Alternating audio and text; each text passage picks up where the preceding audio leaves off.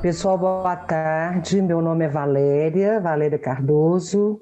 Eu sou assistente social, sou de Belo Horizonte, trabalho na Secretaria de Assistência Social aqui do nosso município já há 29 anos, né? Estou no Serviço Família Acolhedora desde o ano de 2009, né? Fiz o meu mestrado sobre a temática do acolhimento familiar. É um tema que me move muito, né? Que de fato tem mobilizado aí a minha vida ao longo desses últimos 11 anos de secretaria. Como que eu pensei o percurso para apresentar para vocês a nossa experiência no acolhimento com adolescentes no Serviço Família Acolhedora de Belo Horizonte? Primeiro, como eu disse, eu vou fazer uma breve contextualização do serviço aqui, né, no âmbito do SUAS BH. Depois eu vou tratar um pouquinho com vocês como que a gente tem feito as transferências de crianças e adolescentes do acolhimento institucional, dos abrigos para o Serviço Família Acolhedora. E ao final nós vamos tratar especificamente do acolhimento de adolescentes. Com referência ao acolhimento dos adolescentes, aí eu trouxe um pouco, né, uma reflexão até teórica mesmo, né, de um estudo do Caligares, até um psicanalista que faleceu recentemente. Ele tem um texto muito interessante que fala sobre adolescentes. Eu vou tentar passar um pouco sobre as questões, as especificidades dessa fase da vida, né? E depois apresentar para vocês, no acolhimento de adolescentes na Prefeitura de Belo Horizonte, o que a gente avalia que são desafios e potencialidades que pode servir um pouco como parâmetro para os municípios que ainda não tiveram essa experiência com adolescentes. Nós estamos vivenciando essa experiência, né, e estamos aprendendo com a prática. E depois, ao final, fazer algumas reflexões a partir de 3 casos que eu trouxe aqui, emblemáticos, para a gente poder ilustrar todas as questões que a gente trabalhar aqui nessa tarde de hoje. Então,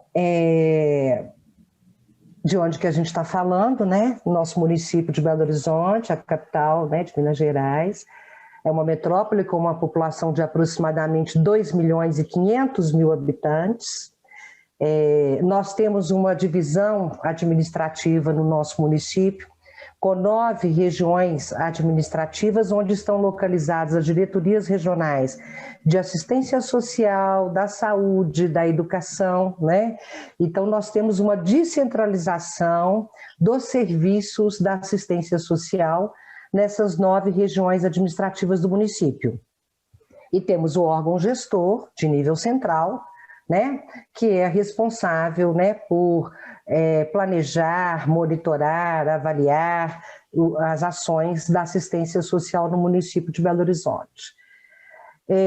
Nessas 9 diretorias, nós vamos ter, então, do ponto de vista da política pública de assistência social, 9 centros de referência especializados de assistência social, que são os CREAS, 34 CRAS, e 9 gerências de proteção social básica, que é uma gerência que trata e que faz o atendimento às famílias e indivíduos no âmbito, né, da proteção social básica para aqueles territórios que estão descobertos ainda por CRAS. E no que se refere à alta complexidade, né, onde está o Família Acolhedora, a gente tem hoje em nosso município 88 unidades que acolhem crianças, adolescentes, idosos, pessoas adultas com deficiência, né? Contemplando aí 2.692 vagas de acolhimento, né? É um número bastante expressivo. Só voltado para crianças e adolescentes nós temos 45 unidades, essas unidades são divididas por faixa etária, 0 a 1 ano, 0 a 6, 7 a 12, 12 a 18, unidades específicas para adolescentes com trajetória de vida nas ruas, né? Totalizando aí 630 vagas para o acolhimento de crianças e adolescentes sob medida de proteção, além do serviço Família Acolhedora. Então, em Belo Horizonte, né, nós temos como é feita a execução do serviço Família Acolhedora. Na verdade, no âmbito da alta complexidade, Nós trabalhamos eminentemente com as organizações da sociedade civil na lógica da parceria, né? E o Serviço Família Acolhedora não é diferente, né? Nós temos o serviço desde o ano de 2009. A princípio tivemos uma parceria com uma OSC vinculada ao Instituto Félix Guattari, e desde o ano de 2011 a Organização da Sociedade Civil, nossa parceira é a Providence, vinculada à Arquidiocese de Belo Horizonte e à PUC. Então é uma parceria muito exitosa, a gente tem um trabalho muito conjunto, né? E tem dado muito certo aí ao longo desses 11 anos. Temos regulamentação, nós temos uma lei municipal que regulamenta o serviço do município, tivemos uma resolução conjunta anterior à lei, né? Conjunta do Conselho Municipal de Direito da Criança e do Adolescente e do Conselho da Assistência, e essa lei municipal que regulamenta o serviço no município. A lei, dentre todos os pontos que ela traz em relação ao serviço, ela trata do subsídio financeiro, que na nossa cidade do valor de um salário mínimo, podendo ser concedidos até 3 salários mínimos, desde que a família acolha 3 irmãos ou mais. Então, a gente tem aí, como nós trabalhamos, né, de forma, nessa lógica da parceria, o que cabe à Subsecretaria de Assistência Social, né? A secretaria, ela é responsável pela gestão desse serviço, pelas ações de gestão, né? A formulação da metodologia, né? A escrita da lei, a oferta do serviço, ela está consubstanciada nas diretrizes, né, da política pública de assistência social. Então, nós temos que ofertar, né, ao provimento, à OSC parceira, o apoio técnico-metodológico. Então, nós temos uma equipe que presta esse apoio técnico-metodológico de forma sistemática à equipe do provimento, que é a equipe dessa OSC parceira nossa, né?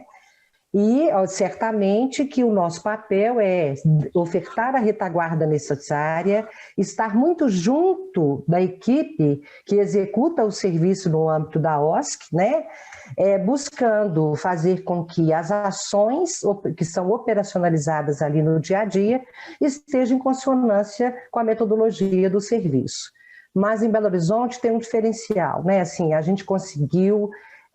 nós temos uma metodologia prescrita, publicada e publicizada, e essa metodologia ela foi escrita a várias mãos, né? Inclusive com os técnicos, coordenação da equipe do Serviço Família Acolhedora do provimento, além do órgão gestor, é claro, contando com a participação de conselheiros da assistência, conselheiros de direitos da criança, técnicos do Judiciário, técnicos do Ministério Público. Então, foi uma metodologia referendada, né, e escrita mesmo a muitas mãos, né, com apoio de todos os atores aí do sistema de garantia de direitos.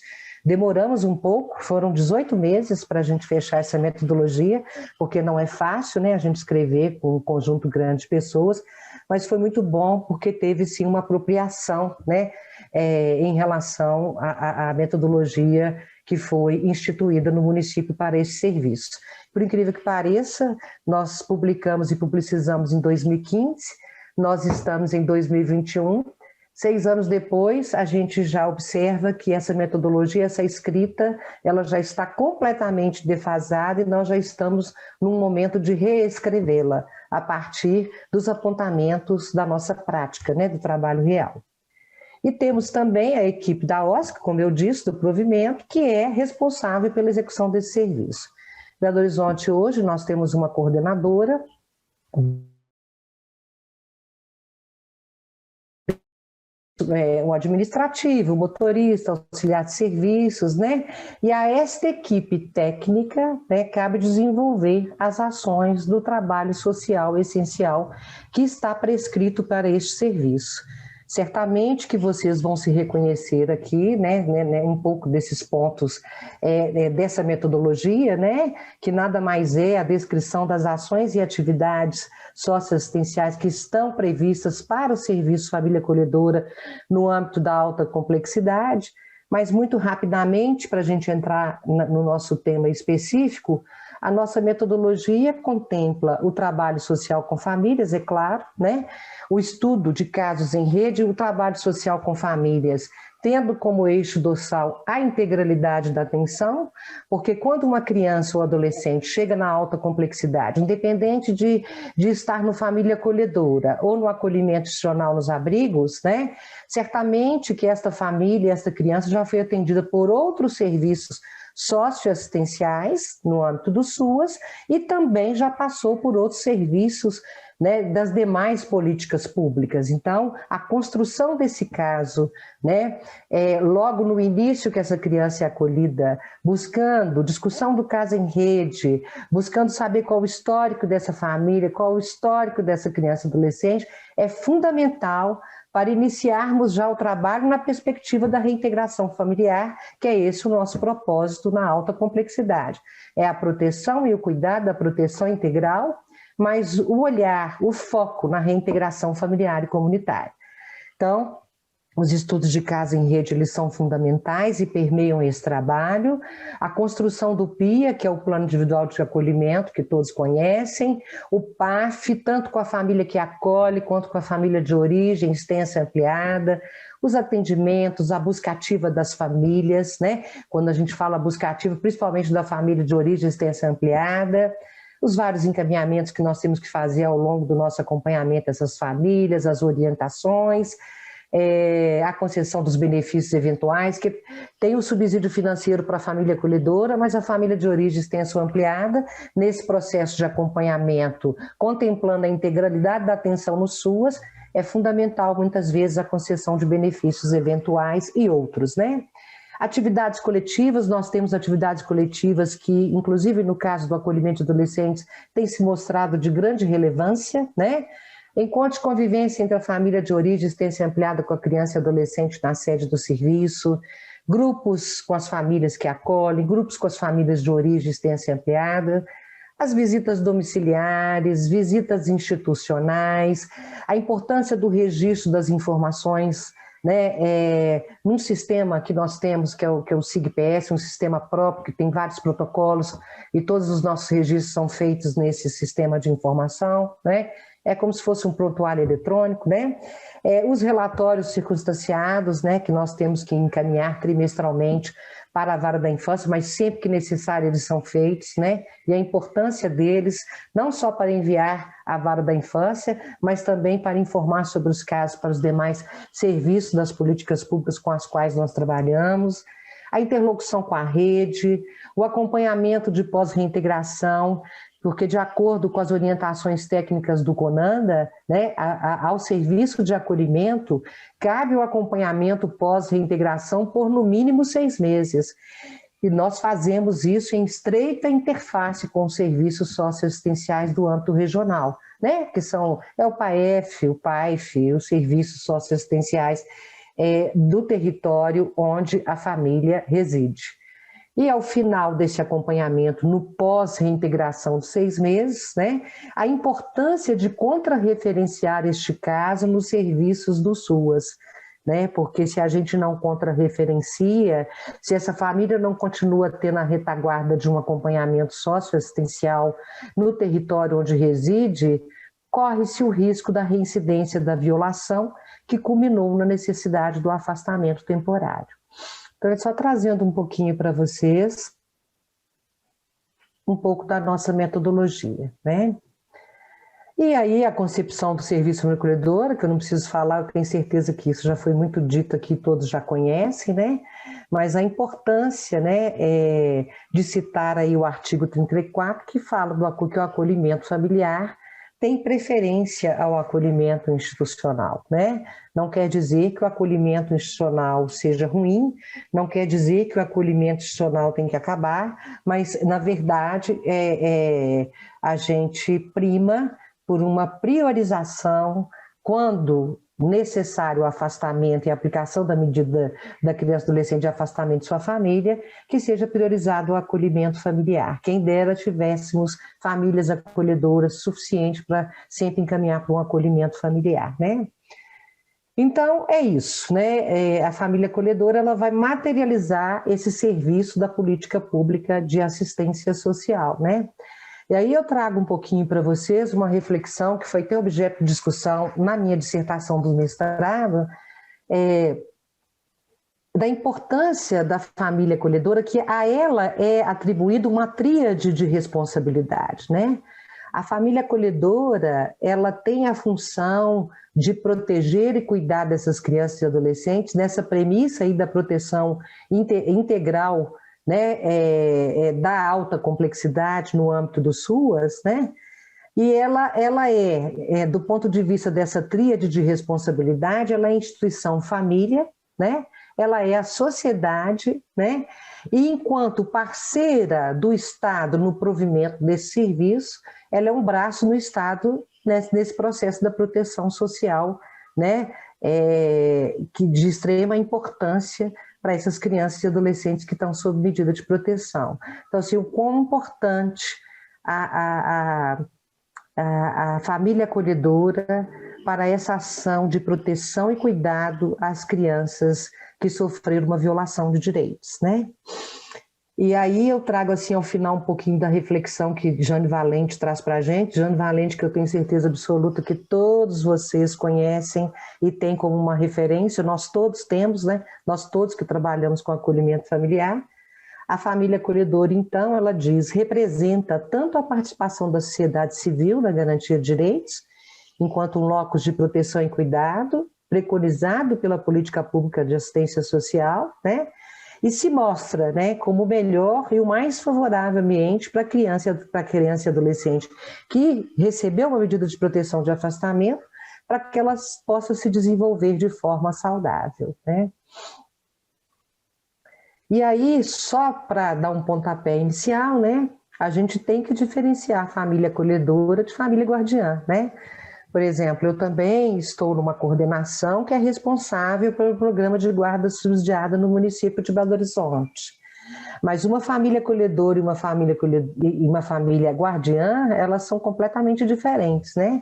Por quê? Porque a família acolhedora diz de uma família que é desconhecida da criança ou adolescente que está sob medida de proteção, e ela é habilitada para acolher na mesma lógica que os abrigos, né? Entra um, sai o outro, né? Então é uma família que não tinha vínculo e não conhecia essa criança antes dela ser acolhida, ela se habilita para acolher crianças e adolescentes e ser uma facilitadora do processo de reintegração. Já a família guardiã diz da própria família da criança e adolescente, né? São seus parentes próximos, avó, tios, ou até com vínculo de afinidade, aquelas pessoas que antes da criança ser acolhida tinham uma relação de afinidade, de afeto, uma madrinha de batismo, né? Uma família que de fato tem uma representação expressiva para essa criança e adolescente.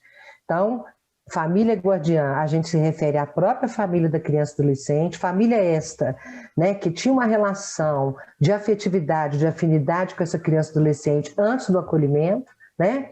E a família acolhedora é uma família voluntária que se candidata a se habilitar para acolher crianças e adolescentes nessa lógica aí de entra uma, sai outra, sempre na perspectiva de proteger e cuidar, né, pelo tempo que for necessário, até que essa criança ou adolescente possa voltar para a sua família de origem extensa ou ampliada. Bom, aí a gente começa a entrar numa especificidade do município de Belo Horizonte.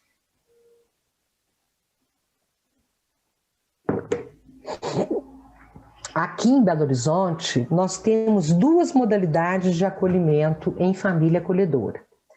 Temos uma modalidade que é a de curta duração, né, com um tempo máximo de 18 meses de permanência, para as crianças e adolescentes com possibilidade de reintegração, em tese toda criança que recebe uma medida de proteção, de acolhimento, né, o foco do trabalho é proteção e cuidado, é proteção integral, né, é o fomento, a convivência familiar e comunitária e o trabalho com as famílias na perspectiva da reintegração.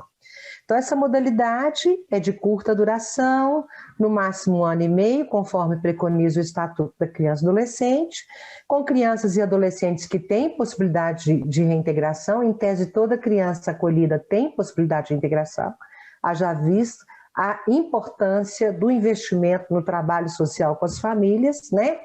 E nesta modalidade, a família acolhedora não pode adotar, né? Ela é uma facilitadora do processo de reintegração. Ela é habilitada para acolher crianças e adolescentes pelo tempo que for necessário até que elas voltem para casa, ou, na sua impossibilidade, serem encaminhadas para adoção, não adotadas por essa família. E temos uma modalidade, que é a modalidade de longa duração. A quem se destina essa modalidade? Às crianças e adolescentes que não têm possibilidade de reintegração. Então, no trabalho social com famílias, identificou-se que essa criança e adolescente, apesar do empenho e do trabalho desenvolvido pelas equipes, né, dos serviços socioassistenciais, não foi possível voltar para sua família de origem, nem para a família extensa ou ampliada. São crianças que, então, foram destituídas do poder familiar. Houve uma consulta ao Cadastro Nacional e Internacional, elas não tiveram pretendentes à adoção, né? E então, essas crianças e adolescentes ficam nessa modalidade de longa duração, e nesta modalidade, entendendo que essas crianças e adolescentes já houve um investimento por muito tempo, né, no trabalho com a sua família, com foco na reintegração, não se encontrou na rede social pessoal da família, uma família parente próximo, né, que pudesse proteger e cuidar, e que tivesse o desejo de proteger e cuidar dessa criança. Ela foi destituída, foi para o cadastro de adoção, não encontrou pretendentes, então esta família acolhedora, que acolher essa criança e adolescente, né, ela pode acolher até essa criança se tornar-se adolescente e completar a maioridade, e nestes casos ela também pode adotar, porque são crianças já destituídas que não tiveram pretendentes à adoção. Ok? Depois, se vocês tiverem alguma dúvida, gente, por favor, perguntem para a gente poder dialogar um pouco. Então, a metodologia eu já falei, né? Eu vou trazer para vocês um pouco dos dados e eu volto nesse tema. Né? A gente já teve 107 famílias habilitadas com família acolhedora desde que nós começamos, 42 foram desabilitadas, 173 crianças e adolescentes já foram acompanhadas nesse serviço no município de Belo Horizonte. Hoje nós temos 66 famílias habilitadas, 50 na modalidade 1, 16 na modalidade 2, 28 famílias estão acolhendo, 39 crianças e adolescentes, tá? E um pouquinho para vocês observarem como a gente cresceu nos últimos anos, né? Nós tentamos de várias formas divulgar esse serviço, principalmente a modalidade 2, que é um pouco mais complexa, né? E aí, depois de muita luta, com muitas tentativas de divulgação do serviço, nós fizemos divulgação dentro dos ônibus, no jornalzinho dos ônibus e no Backbus, na traseira dos ônibus, em 2017, e a partir daí o serviço foi crescendo. E as próprias famílias acolhedoras, elas vão transmitindo nas suas comunidades, nos seus meios de convivência, a concepção e o propósito dessa modalidade de acolhimento e vão trazendo para o serviço outras famílias com desejo em se habilitar. Então, a gente sai em 2015 de 17 famílias habilitadas e chegamos em dezembro de 2020 com 68 famílias habilitadas. Hoje nós temos 66 famílias habilitadas, né? E temos no cadastro de espera para se habilitar quase 90 famílias, né? E com esse processo da pandemia, todos vocês devem estar também passando por algumas dificuldades. Nossas atividades são feitas as visitas domiciliares, são feitos os encontros de convivência, mas de forma remota, visitas domiciliares com todos os cuidados sanitários, mas em casos que de fato demandem, né? Atendimentos na sede do serviço, sempre que a família assim demandar. mas o encontro ele é semanal com todas as famílias que acolhem, com todas as famílias de origem e existência ampliada, mesmo que de forma remota, tá? E aí, trazer um pouco para vocês os dados referentes ao acolhimento de adolescentes. No que se refere ao acolhimento de adolescentes, nós já tivemos até hoje 26 adolescentes acolhidos em família acolhedora, né? Tanto na modalidade 1 quanto na 2. Desses 26, 16 estão em famílias acolhedoras hoje e 10 foram desligados. Aí vocês vão perguntar, tem aí evasão, um caso, transferência para unidade, 4 casos. Quando que isso acontece, né? A evasão, eu trouxe o caso para apresentar para vocês, e vocês vão entender o motivo pelo qual esse adolescente evadiu da família acolhedora. Prefiro falar disso com vocês na hora que eu apresentar o caso. 4 adolescentes optaram por voltar para o acolhimento institucional, né? 2 completaram a maioridade, nem por isso saíram das famílias acolhedoras, tá? Completar a maioridade em família acolhedora não tem que necessariamente sair do contexto da família, né? E esses 2, inclusive, eram considerados como filhos, continuaram na família, independente de estar no serviço família acolhedora ou não, né? E temos 34 adolescentes que estão aguardando uma família acolhedora para ser transferido, porque nós não temos família acolhedora suficiente para acolher e transferir todos os adolescentes que necessitam e que estão com esse perfil da modalidade 2, conforme eu já falei para vocês, né? A transferência para a modalidade 2 é considerando o adolescente que foi destituído, não encontrou pretendente à adoção, né? Foi consultado o cadastro, não tiveram pretendentes no cadastro nacional e internacional. Então, esses adolescentes, desde que seja do desejo deles, né? E eles serão transferidos para a família acolhedora. Como que acontece? Aí eu queria colocar para vocês um pouco que o número de famílias voluntárias que chegam para nós para se habilitar para acolher adolescente, ele não é um número tão expressivo.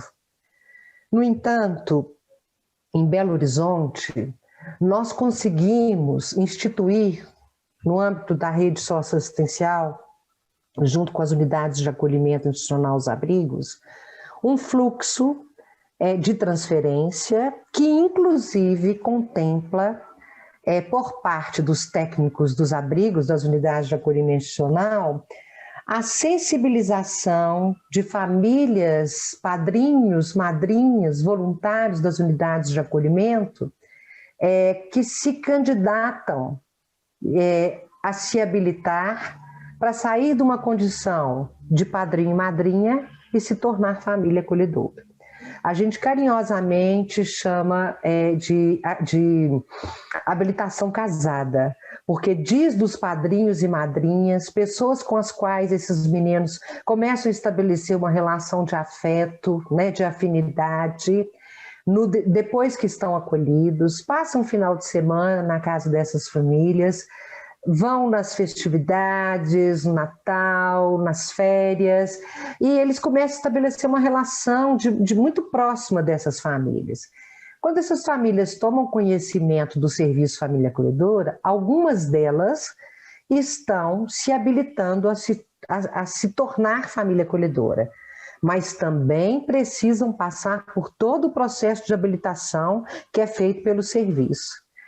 Nós temos tido muito êxito no acolhimento de adolescentes com essa habilitação de voluntários, padrinhos e madrinhas. Tem sido muito exitoso para nós, né?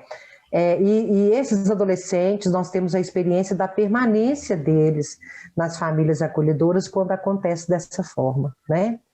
Mas, em linhas gerais, como que a gente transfere criança e adolescente do acolhimento institucional para o família acolhedora? O primeiro passo é importante destacar para vocês que tudo isso é feito no âmbito do SUAS BH, né? Ou seja, pelos serviços socioassistenciais.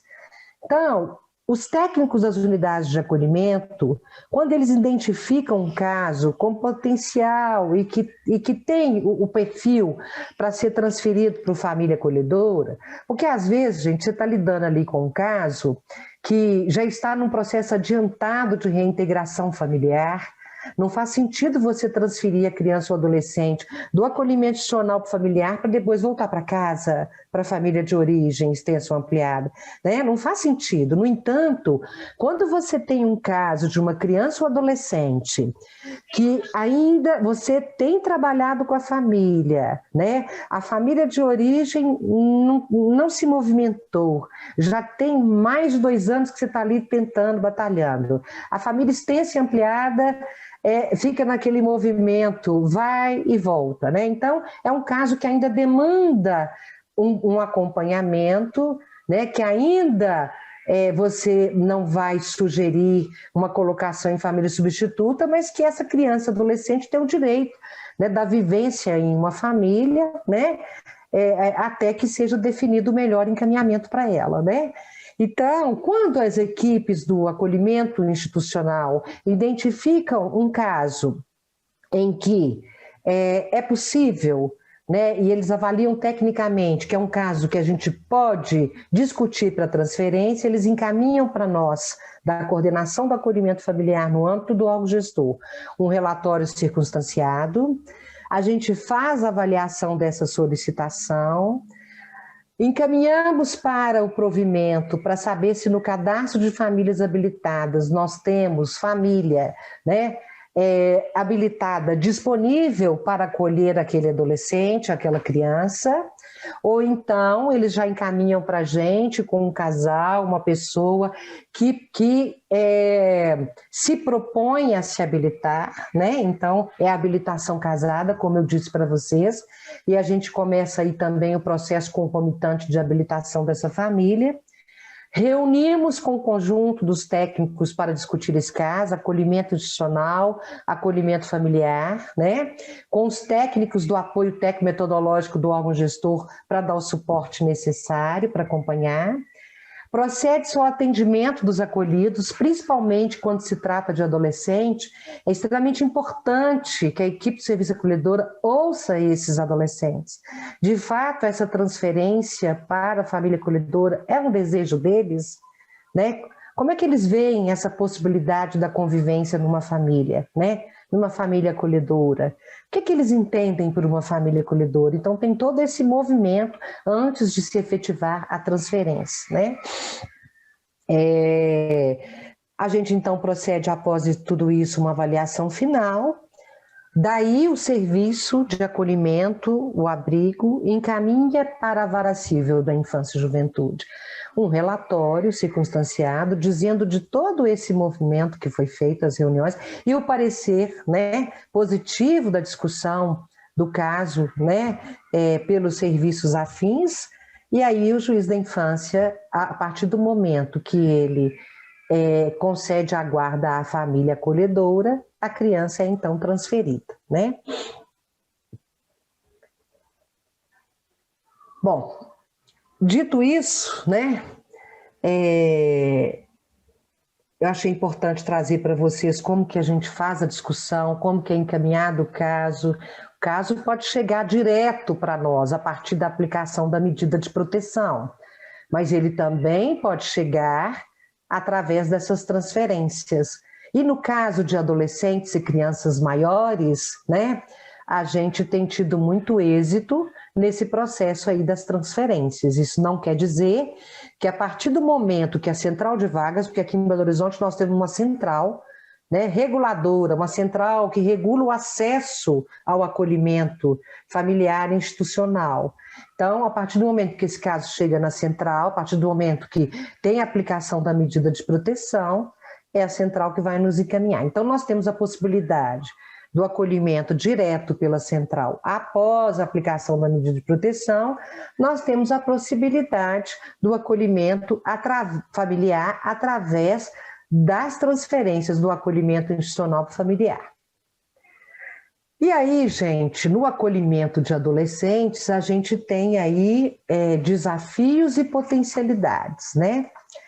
Mas antes de eu entrar na discussão com vocês dos desafios e das potencialidades no acolhimento de adolescentes, a gente queria fazer uma discussão rápida, né, sobre as especificidades dessa fase da vida, né? Acolher adolescente, seja no acolhimento institucional ou familiar, né? Sempre que a gente fala de adolescente, todo mundo arrepia, né? Assim, meu Deus, adolescente, acolhimento de adolescente é sempre um problema, né?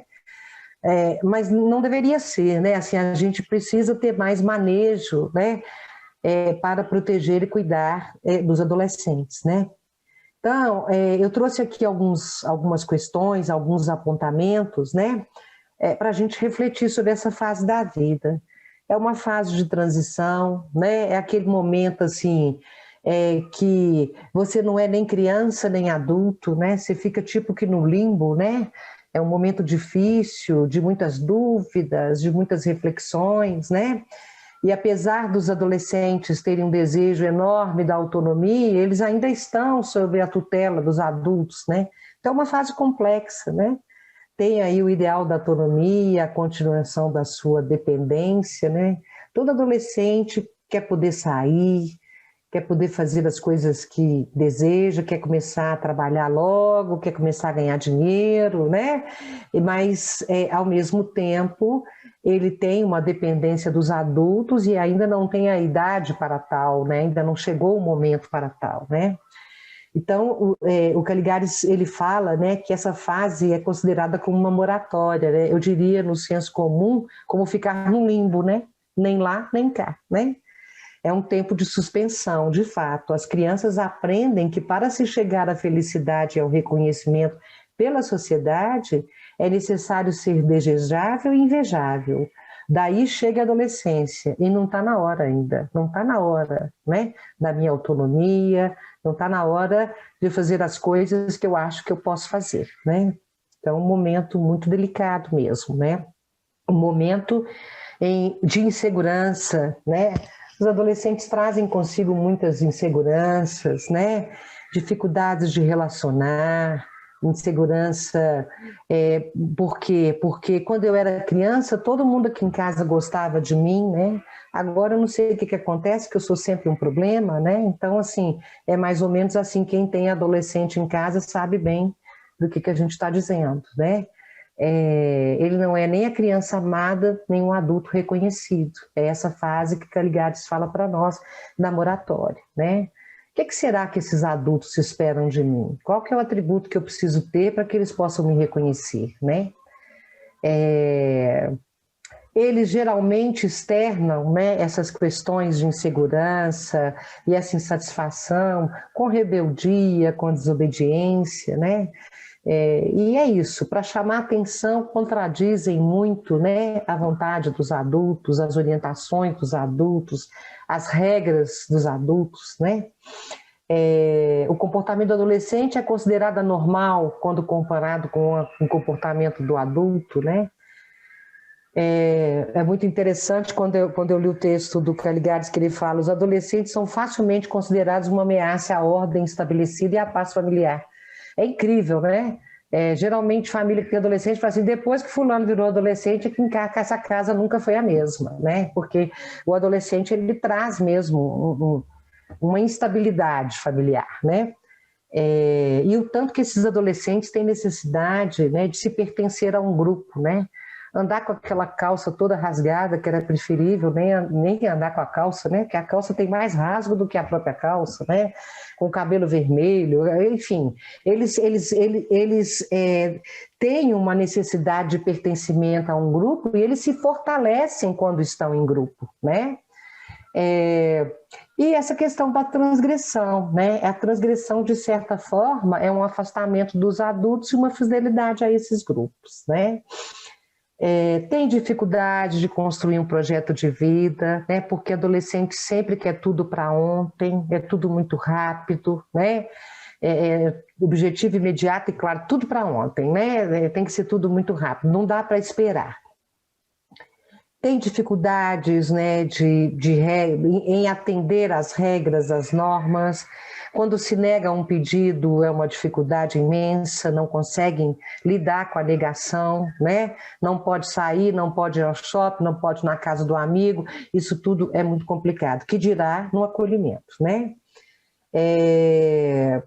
Então é isso, né? O adolescente, olha, veja bem essa citação do Le Breton, né? Experimenta para o bem e para o mal, seu status de sujeito, fronteira entre o fora e o dentro, brinca com os interditos sociais, testa o seu lugar no seio de um mundo onde ele ainda não se sente e não se reconhece totalmente, né?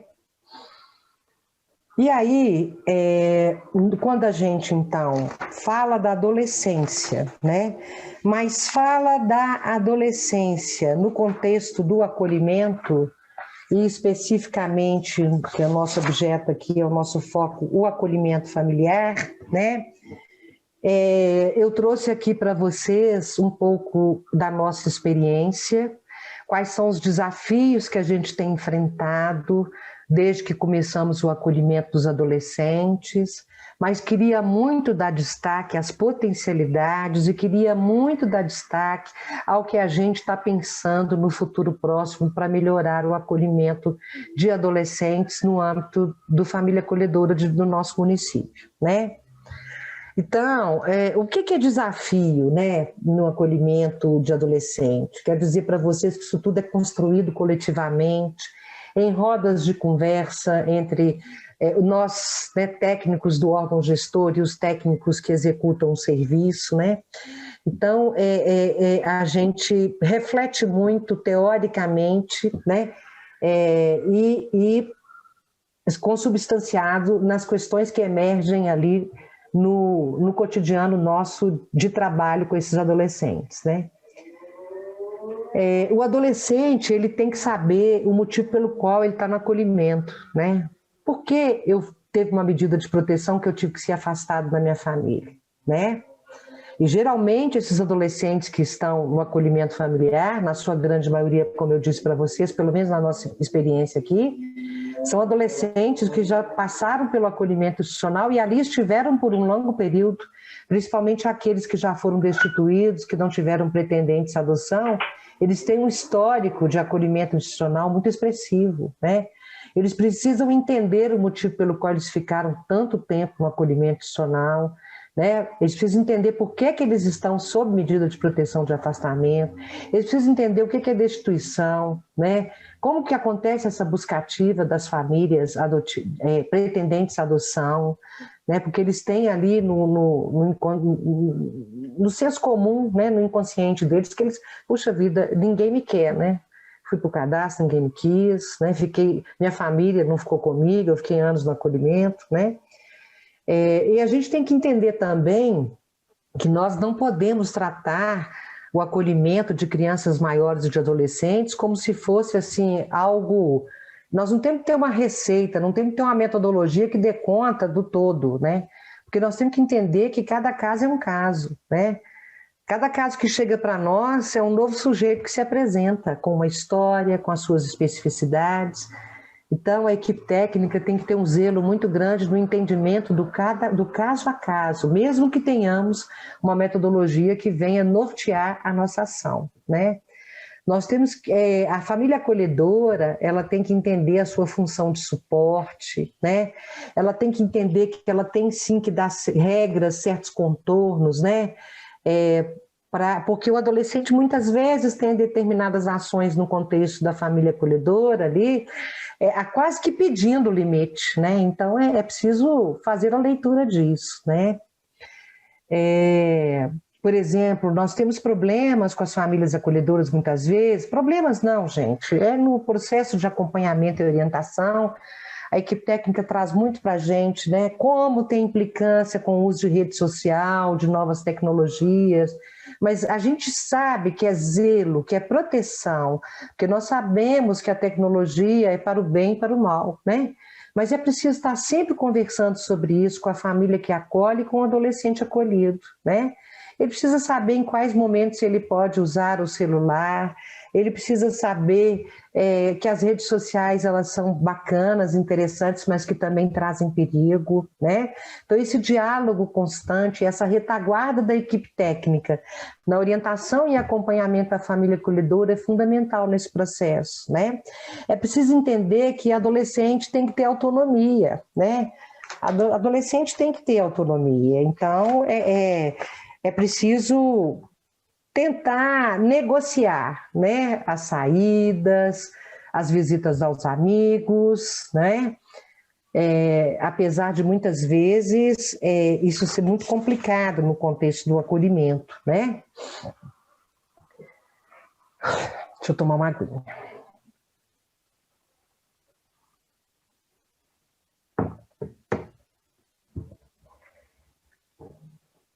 Essa compreensão da família acolhedora, das demandas específicas dos adolescentes é muito importante.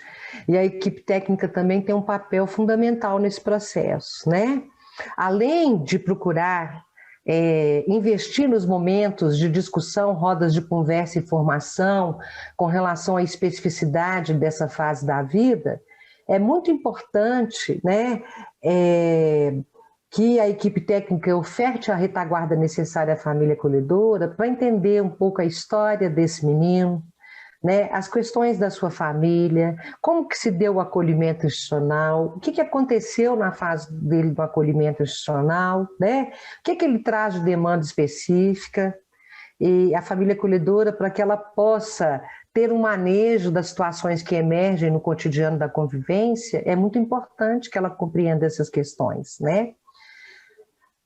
Nas duas modalidades, né, a de curta e de longa, né, os principais aspectos observados estão relacionados à singularidade dos casos. Eu já falei isso aqui para vocês, né? Compreender a história de vida do acolhido pelas famílias que estão acolhendo é fundamental. Compreender a sua história e a história de sua família é fundamental, né? E também é muito importante, né, a história da família acolhedora, porque muitas vezes a família acolhedora também tem uma história, né, que pode, no momento do acolhimento, trazer questões para a equipe técnica no manejo das situações que acontecem, né? Então, é importante nesse momento que a equipe técnica esteja atenta, né?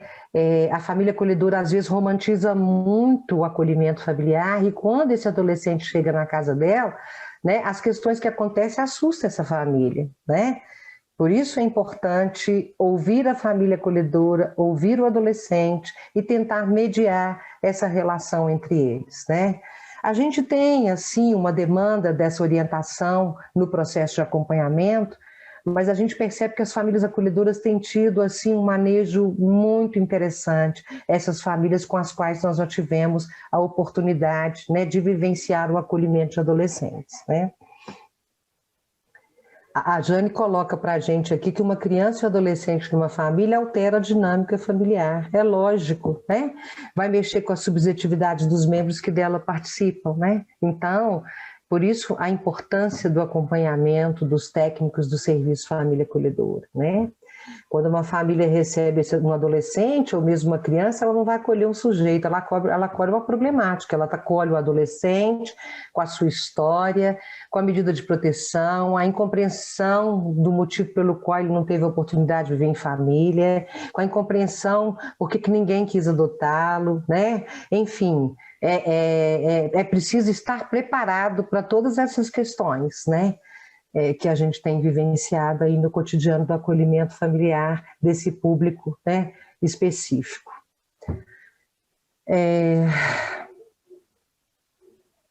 Um outro desafio para a equipe técnica no processo do acompanhamento e orientação é auxiliar a família acolhedora a compreender as questões que perpassam o desenvolvimento físico, emocional e social dos adolescentes, independente da sua situação de acolhimento. Enfim, compreender as questões que perpassam o adolescente e suas manifestações no contexto familiar.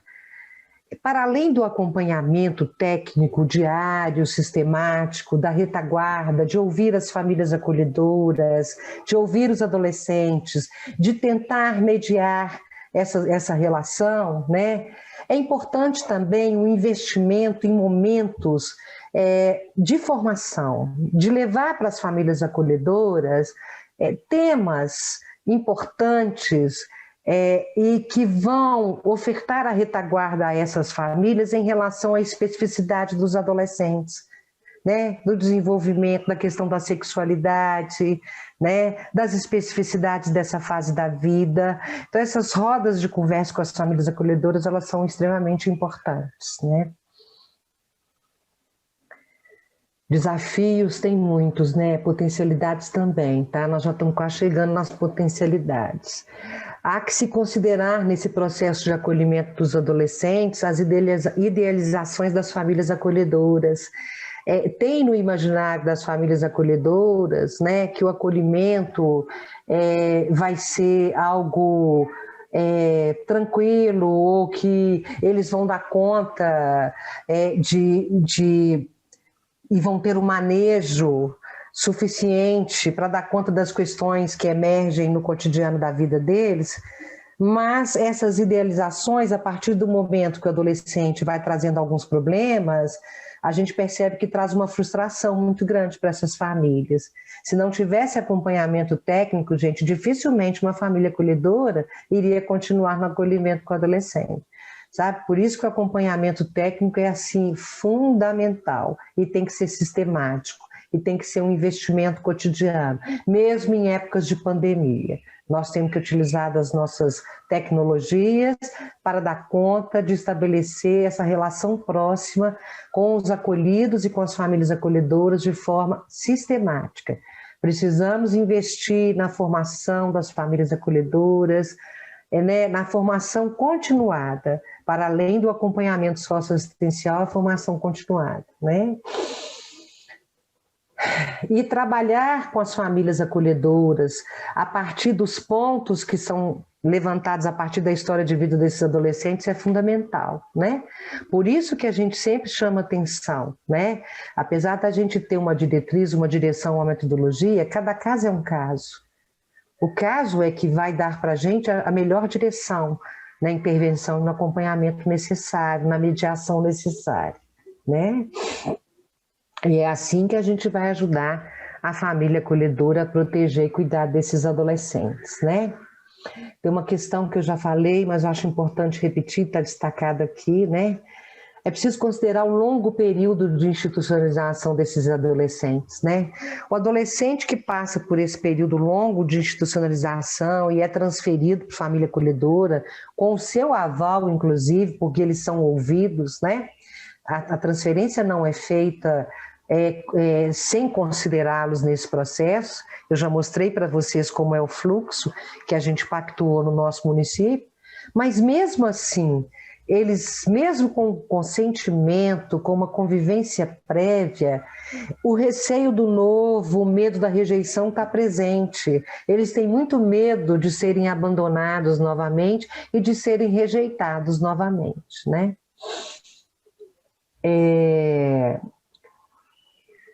E aí, eu cheguei a falar para vocês nos dados lá, né, que nós tivemos adolescentes que voltaram para o abrigo, foram poucos, mas tivemos, né? Porque tem um momento no acolhimento familiar que eles vêm com essa dúvida, eu fico aqui ou eu volto para o abrigo, né? Eu vou continuar aqui ou eu vou voltar para o abrigo onde eu fiz amigos, onde o meu ir e vir está mais garantido do que aqui, na família acolhedora, né? Apesar de todo o empenho da equipe técnica, né, nós tivemos aí, eu trouxe um caso para tratar com vocês, vocês vão entender esse momento. Isso não quer dizer que o acolhimento familiar fracassou.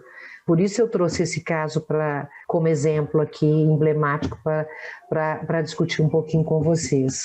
Eu espero que dê tempo, né? Acho que vai dar sim.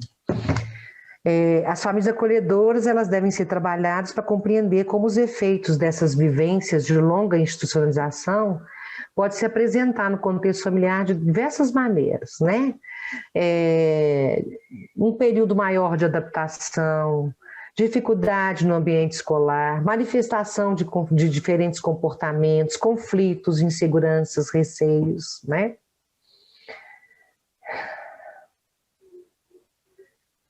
Nós temos um desafio que não diz tanto respeito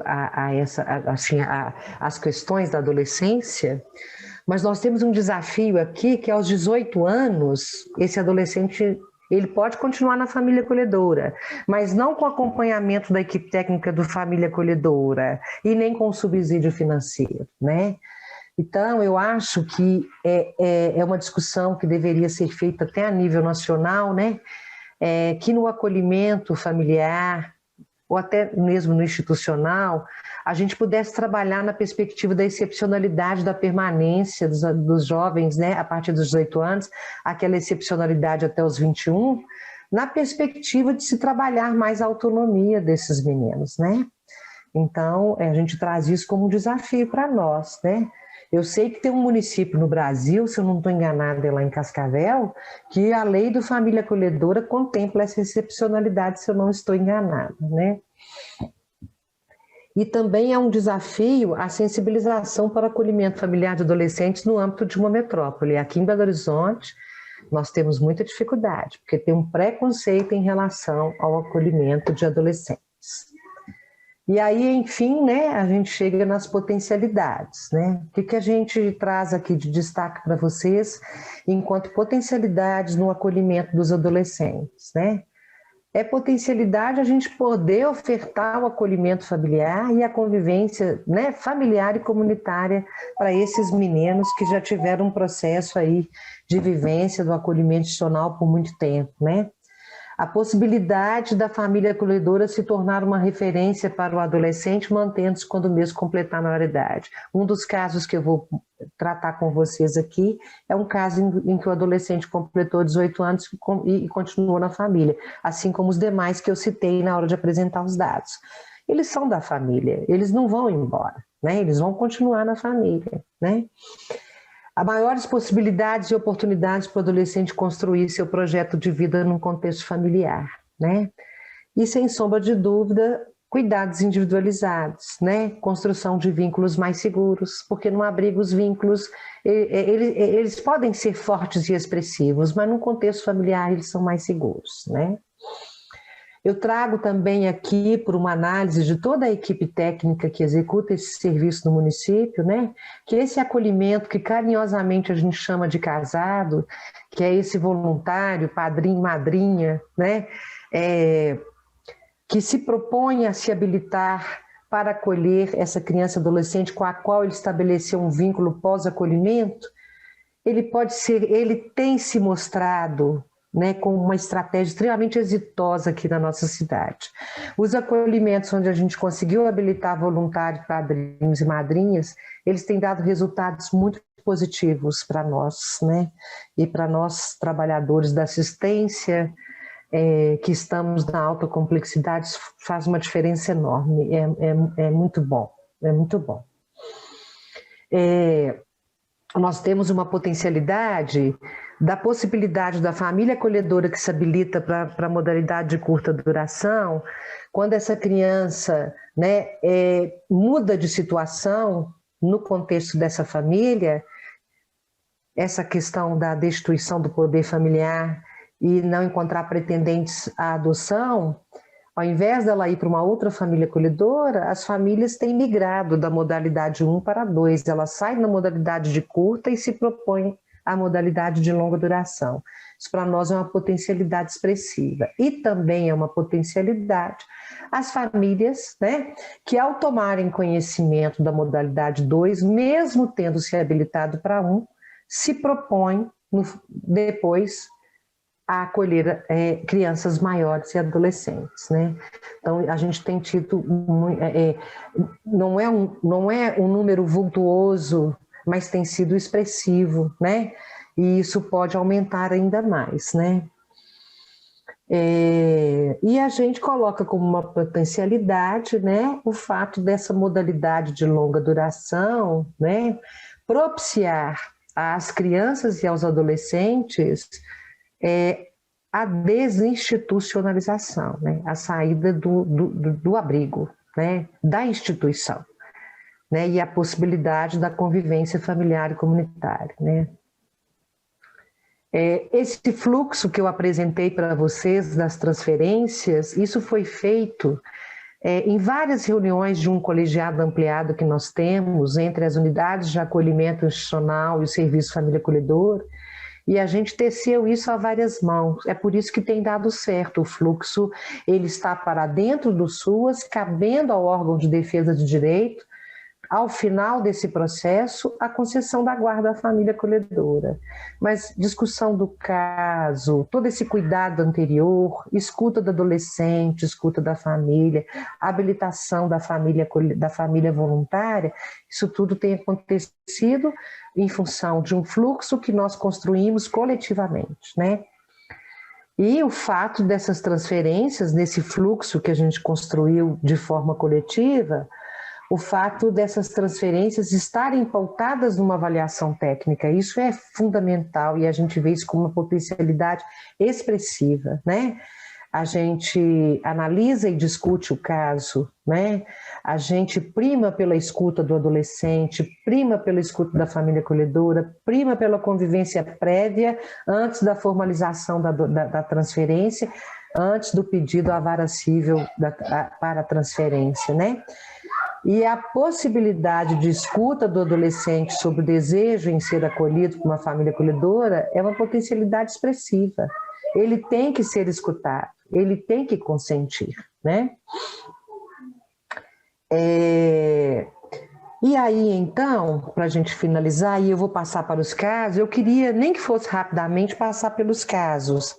São 16 e 14, eu posso ir até 16 e 30 só para apresentar os casos para vocês?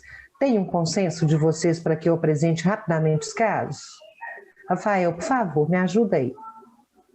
Sim, podemos sim, Valéria. Tá bem. Então, eu trago aqui rapidamente os apontamentos que a gente tem para fomentar essa modalidade de acolhimento no âmbito do município de Belo Horizonte, né? A gente ainda tem que fomentar, né, e promover muito mais grupos de apoio aos adolescentes, né? E também grupos de apoio e vivência e troca das famílias acolhedoras. A gente ainda está fazendo isso de forma tímida, precisamos melhorar. Né? Entre as famílias acolhedoras, a gente precisa oportunizar essa troca de experiências, né? E também precisamos melhorar muito o processo de capacitação das equipes técnicas, né? Cuidar de quem cuida, né? Então, assim, é isso, né? Que a gente coloca como apontamento para melhorar isso tudo.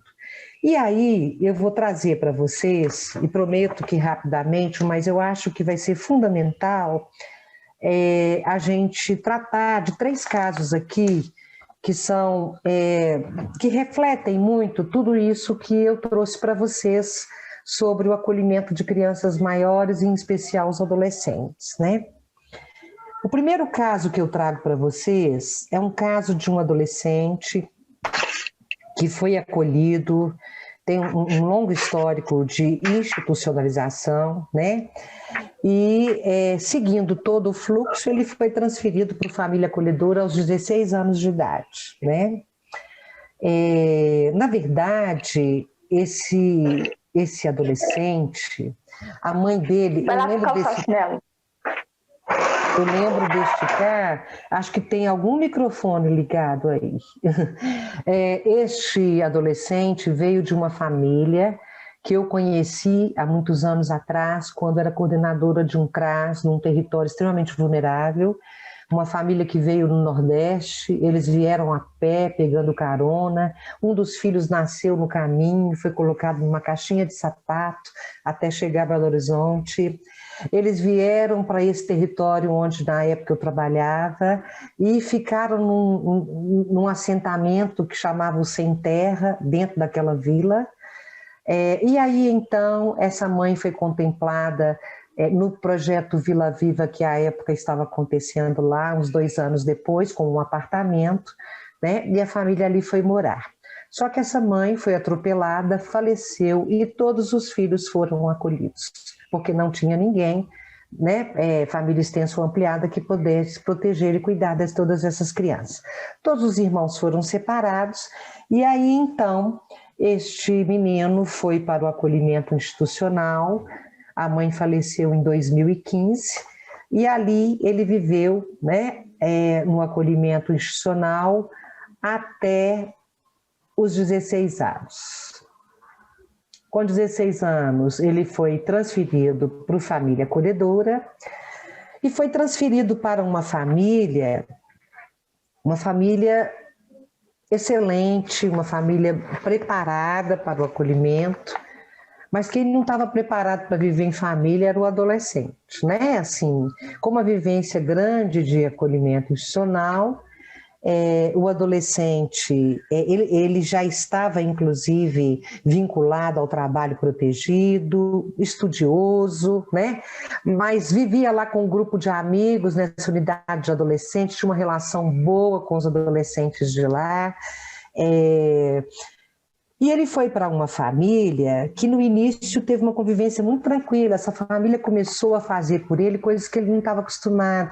Ele começou a frequentar uma escola particular, ele levava lanche para a escola, né? Ele se sentiu altamente protegido, cuidado, com um todinho, com um lanchinho. Sabe aquelas coisas que criança tem, que um adolescente teve e se sentiu completamente protegido, né? Coisa que ele ainda não tinha vivenciado? Mas, em contrapartida, essa família começou a não flexibilizar algumas questões que o adolescente trazia, como, por exemplo, ele manifestou o desejo em fazer uma tatuagem com o nome da mãe. Essa família não permitia tatuagem, inclusive com o filho adolescente dela, né? Ele tentou negociar, isso não foi possível. Ok, houve uma negociação. No entanto, esta família... também, ele estava na escola, ele frequentava o clube, ele viajava, mas eles tinham uma questão religiosa forte. E este adolescente não quis seguir, né, a religião deles, assim, não era o desejo dele, né? Na verdade, não houve um conflito entre o acolhido e a família acolhedora, mas depois de um tempo houve um consenso. Né, com a mediação da equipe técnica, né, foi negociado e ele pediu que ele queria voltar para o acolhimento, né, porque lá ele já estava quase prestes a completar 18 anos, ele ia receber o apartamento de herança da mãe, ele já estava no trabalho protegido e essa família então entendeu, né, e ficou de apoiá-lo nesse processo. Ele volta para o acolhimento institucional, completou 18 anos, foi morar no apartamento que a mãe deixou e seguiu a sua vida autonomamente com a retaguarda dos serviços do território. Então, quando eu falei para vocês que este é um caso que, apesar de ter voltado para o acolhimento institucional, ele trouxe inúmeros benefícios para este adolescente, né? E quais as reflexões que a gente traz aqui para vocês em relação a este caso, né? A necessidade de flexibilização e adaptação, né, tem que ser uma via de mão dupla. Tanto a família acolhedora tem que flexibilizar, quanto o adolescente, né? Então, é preciso que haja esse consenso, esse diálogo, né? A gente não pode ignorar o impacto de um acolhimento institucional na vida desses meninos de longa duração. Este é um caso típico, né, de acolhimento de longa duração e que a vivência em família acabou não dando muito certo, apesar de que a gente avalia tecnicamente que teve pontos extremamente positivos, né? Longos períodos em instituições podem contribuir para que o adolescente chegue ao acolhimento com uma visão extremamente idealizada do que seria viver em família, o que possivelmente irá se transformar em decepção. Foi o que aconteceu com esse menino, né? Ele tinha uma idealização de vivência em família e chega lá, não é nada daquilo que ele pensou, né? Pode acontecer que o adolescente tenha a preferência de estar em um ambiente que se sinta menos controlado. Ele optou por ir para o acolhimento institucional, voltar para o acolhimento institucional, né? Os adultos, eles precisam ajustar as próprias expectativas sobre o adolescente estar em família e estar aberto para acolher o que realmente quer. Então, acolher o adolescente inteiro com suas questões, né? Engessar não vai adiantar, né? Aí não vai ter êxito. Foi o que aconteceu com esse adolescente, né? Tudo que ele queria não tinha negociação, né? Não tinha conflitos expressivos, não houve conflitos expressivos, mas não teve uma integração, né? Em casos de famílias cuja relação com a religião é muito forte, gente, isso é importante demais. É importante abordar mais profundamente durante o processo de formação qual a disponibilidade real de um acolhimento de longa permanência com alguém que pode não construir uma dedicação com a religião da família.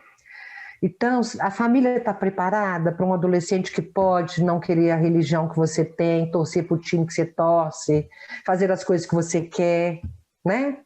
O acolhimento ter finalizado, neste caso, é o que a gente avalia tecnicamente, isso foi construído coletivamente. Não significa que a experiência não deu certo.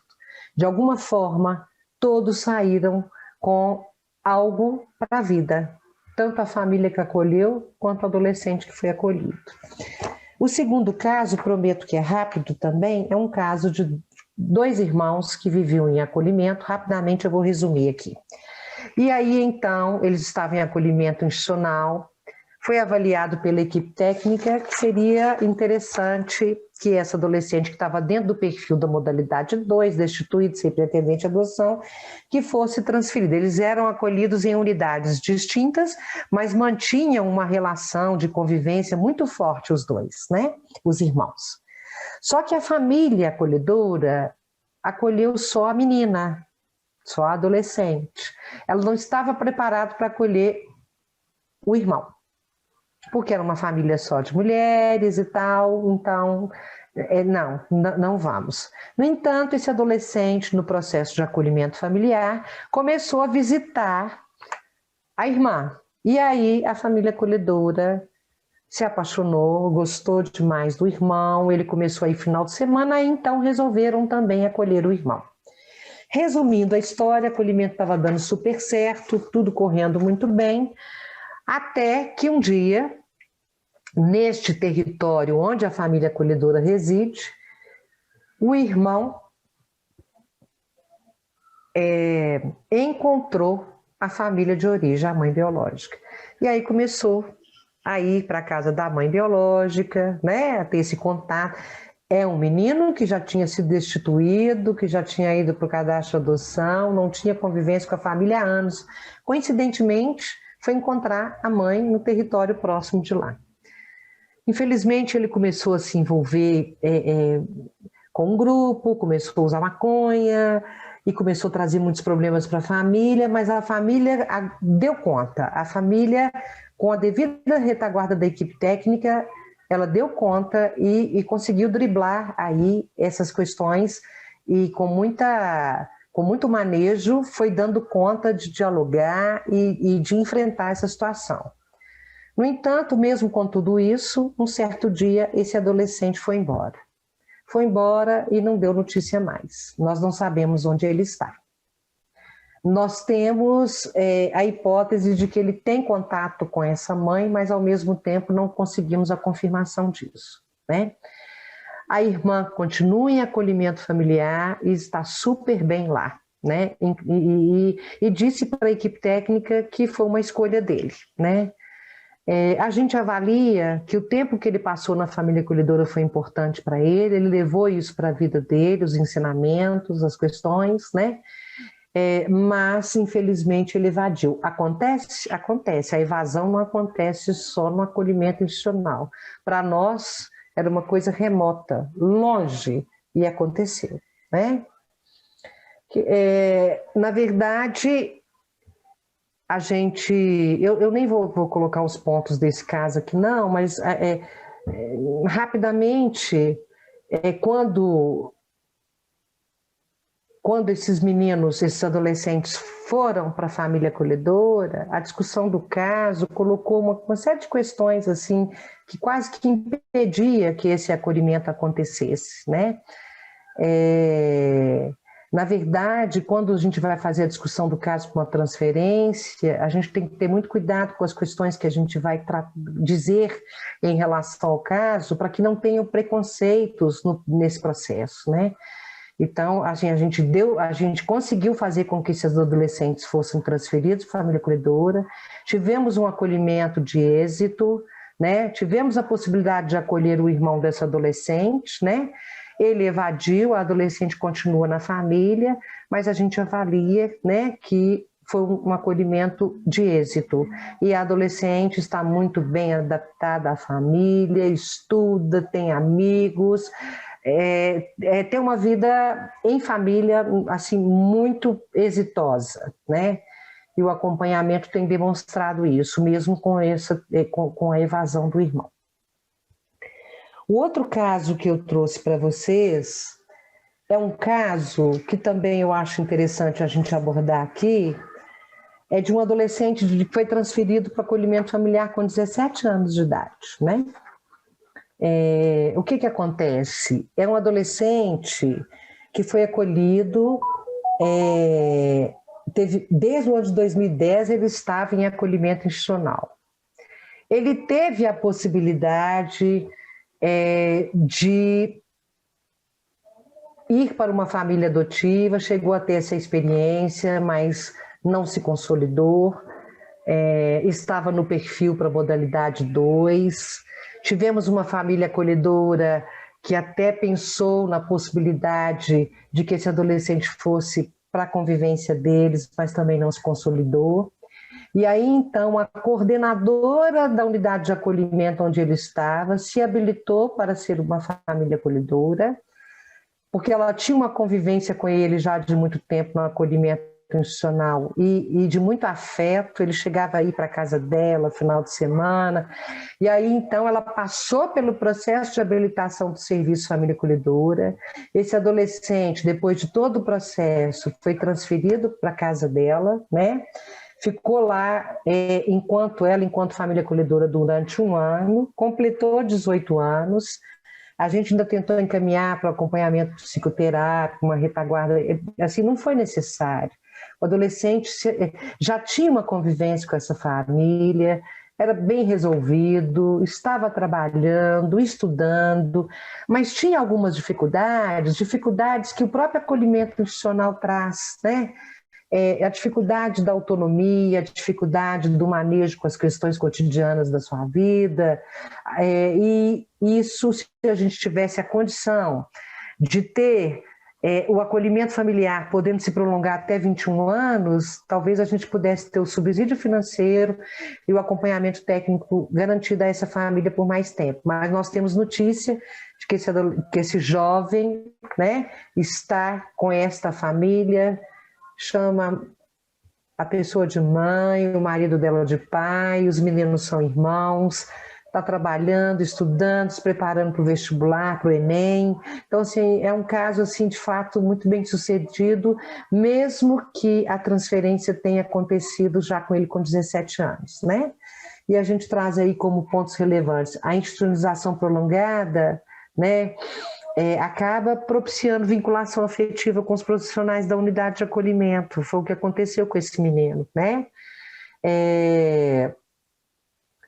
A vinculação afetiva, né, com essa família que o acolheu, o anterior acolhimento, que foi construído durante o acolhimento institucional, foi muito relevante para esse acolhimento de sucesso, né? Só que mesmo assim, nos 2, 3 meses iniciais, a gente percebeu que ele tinha algumas dificuldades. Era diferente estar na casa dela enquanto uma família, junto com ela, o marido e os filhos, do que estar lá na instituição. Então, para essa adaptação, teve que ter um pouco de manejo, né, tanto da família acolhedora quanto da equipe técnica, né? É porque ele não sabia nem manusear alguns eletrodomésticos, sabe aquelas coisas que no acolhimento institucional, muitas vezes, os meninos não têm a chance de aprender. Então, mesmo estando da casa da coordenadora do abrigo, né? Essa transição de acolhido do acolhimento institucional para novo integrante da família trouxe, sim, a necessidade de maior manejo, tanto da família acolhedora quanto da equipe técnica, né? Então, gente, assim, pelo adiantado da hora, 4h30, essas foram as contribuições que eu trouxe. Eu espero, sinceramente, ter ajudado, né, para quem está implantando o serviço agora, para quem está pensando em iniciar o acolhimento de adolescentes, né? Eu sei que eu trouxe aqui muito mais questões desafiadoras e de dúvidas para construirmos juntos do que de solução. Receita de bolo não tem, né? Mas tem a possibilidade de nós estudarmos, investirmos para compreender os fenômenos, né? Essas fases da vida das crianças e adolescentes, para que a gente, enquanto técnicos e trabalhadores do Família Acolhedora, possamos cada vez mais, né, melhorar a nossa atuação enquanto profissionais com vistas à efetiva garantia de direitos dessas crianças e adolescentes, né?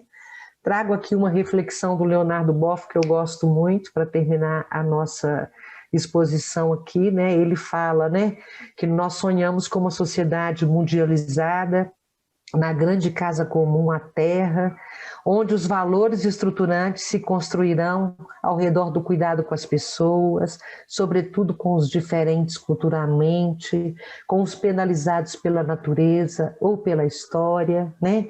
Cuidado com os espoliados e excluídos, com as crianças, os velhos, os moribundos, com as plantas, os animais, as paisagens, né, queridas, e especialmente cuidado com a nossa grande e generosa Mãe Terra, né?